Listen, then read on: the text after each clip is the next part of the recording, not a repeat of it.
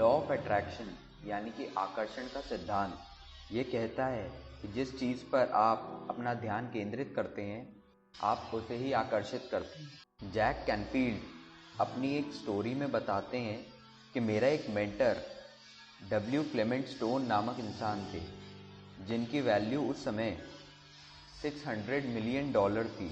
जब उन्होंने मुझे ट्रेन करना शुरू किया तब मैं शिकागो में एक टीचर था। तब मैं साल का $8,000 कमाया करता था। उन्होंने मुझसे कहा, मैं चाहता हूँ कि तुम इतना बड़ा गोल सेट करो कि अगर तुम इसे अचीव करो तो तुम्हें पता चलेगा कि वह सिर्फ इस सीक्रेट की वजह से हुआ है जो मैं तुम्हें बताने वाला हूँ। जैक कैनफील्ड कहते हैं, मैंने $1,00,000 कमाने का गोल बनाया और उसका एक बिल बनाकर अपने कमरे की सीलिंग पर चिपका दिया।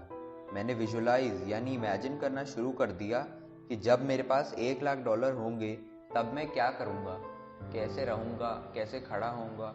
और उस साल जैक कैनफील्ड ने $97,000 कमाए। एक और ऐसे ही इंसान हैं जिनका नाम है कबीर। दुनिया के सबसे बड़े मैजिशियन को टीवी पर देखने के बाद कबीर का मैजिक में इंटरेस्ट डेवलप होने लगा और बढ़ते हुए उनका पैशन और बढ़ा।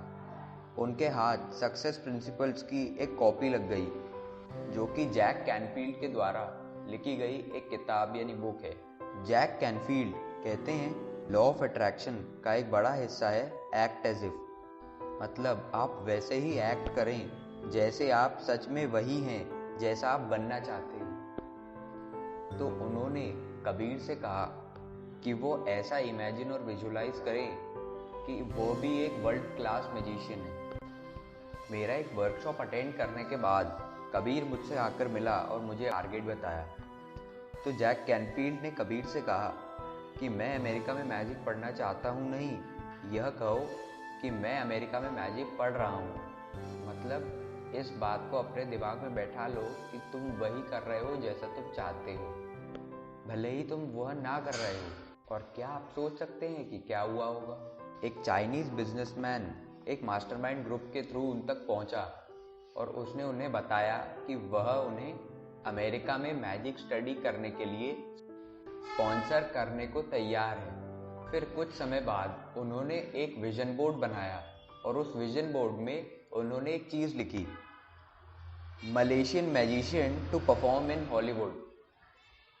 उन्होंने अपना एक ऐसा गोल बनाया और गोल बनाकर विजन बोर्ड पर चिपका दिया। विजन बोर्ड एक ऐसी चीज़ होती है जहाँ पर हम अपने सारे टारगेट्स की एक पिक्चर चिपकाते हैं। और इससे ठीक 1 साल बाद कबीर को द मैजिक कैसल में परफॉर्म करने का ऑफर मिला, the only Malaysian magician to perform in Hollywood.